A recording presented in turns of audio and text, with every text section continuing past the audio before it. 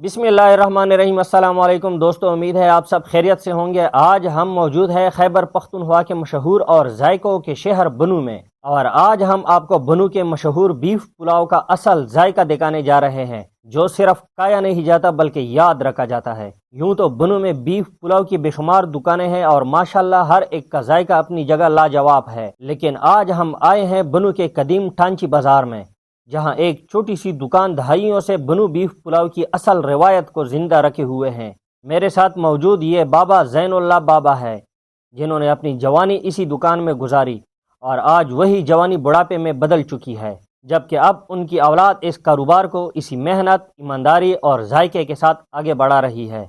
आप जानते हैं कि बनू का बीफ पुलाव अपने मुनफरिद जायके की वजह से ना सिर्फ पूरे पाकिस्तान में मशहूर है, बल्कि माशाल्लाह अब सरहदों से बाहर भी अपनी पहचान बना चुका है।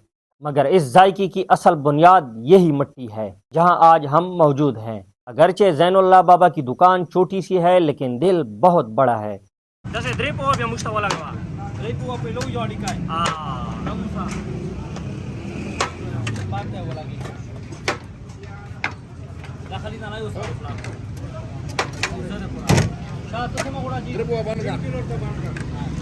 हमने अपने लिए 3 पाव पुलाव और नल्ली का ऑर्डर दिया। फिर किया था देख पर बैठे नौजवान ने बड़ी फुर्ती से एक प्लेट में गोश्त से भरा हुआ पुलाव और साथ एक खूब बड़ी नल्ली डाल दी। अगर कीमत की बात करें तो इस वक्त उनकी ऑफर चल रही है सिर्फ 600 रुपये फी किलो।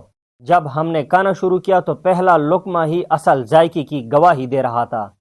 चावलों का हर दाना खुशबू और जायके से भरपूर, गोश्त इतना नरम और जूसी के अल्फाज ही कम पड़ जाए। नल्ली तो मगज के साथ साथ गोश्त से भी खूब भरी हुई थी, और जब हमने गोश्त निकाला तो चावलों के मुकाबले में गोश्त ज्यादा नजर आ रहा था। और यही है असली बनू बीफ पुलाव की पहचान। दोस्तों, अगर आप कभी बनू आए तो ज़ैनुल्लाह बाबा का बीफ पुलाव जरूर ट्राई कीजिएगा, जो बनू के कदीम टांची बाजार में मौजूद है। अगर आपको हमारा ये व्लॉग पसंद आया हो तो लाइक, कमेंट और शेयर ज़रूर कीजिएगा।